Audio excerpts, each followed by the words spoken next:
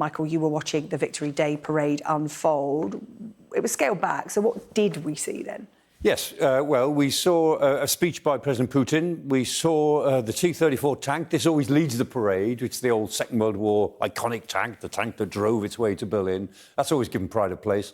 But not much else. A sort of token group of armoured vehicles, not really very much. And then a series of nuclear systems like this one. Some of the big ICBMs, intercontinental ballistic missiles, they always show these off. And that's important. And that was about it, really. In terms of military material, not very much. A 45-minute ceremony instead of a 2-hour ceremony. A very predictable speech by President Putin, but nothing new in that. And the crowds were not allowed to get very close. Normally, the crowds push in because they want to see all this stuff. They want to see the parade, and they were kept away from it. Dana, in Moscow, our correspondent there, she said it was very difficult for the crowds to get close enough.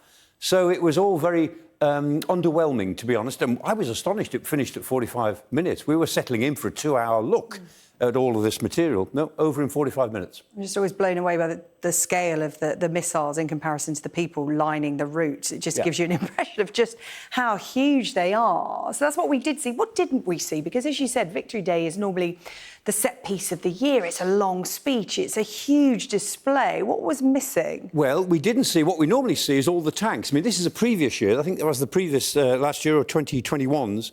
And we normally see the modern tanks. So we see the T-34s, the famous tank. That's like their Spitfire of the Second World War. So we see that leading the parade. And then we see all their modern tanks. So the T-72s, the T-80s, the T-90s, the Armata tank, the T-14, the brand new tank that they liked to show off a couple of years ago. And we didn't see any tanks whatsoever. Is that because they're all in action? No, I mean, they say, well, they're all in Ukraine, but, I mean, you can always get a squadron of tanks together for a parade. They obviously took a decision not to put tanks on the streets. We didn't see a fly past.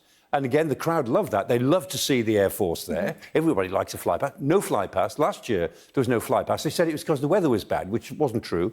And this year, the weather was absolutely perfect in Moscow. No fly past here or in Petersburg, which is the other of the big parades. And, of course, 21 parades throughout Russia were also cancelled on security grounds. And so we see the marching, we see the troops themselves. I love the uniforms. These are the old Tsarist uniforms. The officers look great. I think that the ranks look pretty poor. But the officers, their uniforms are lovely. I really like that. And their anthem is the old Tsarist anthem, much better than the old Soviet one. So a pared-back display. And also, from what I gather, less emotion as well this year. Yes, the thing we didn't see, which everybody likes to see, the Russians like to see this, the Regiment of the Immortals. Members of the public are invited to bring photographs of those who've died in war, in service of the motherland. And this is from Petersburg last year.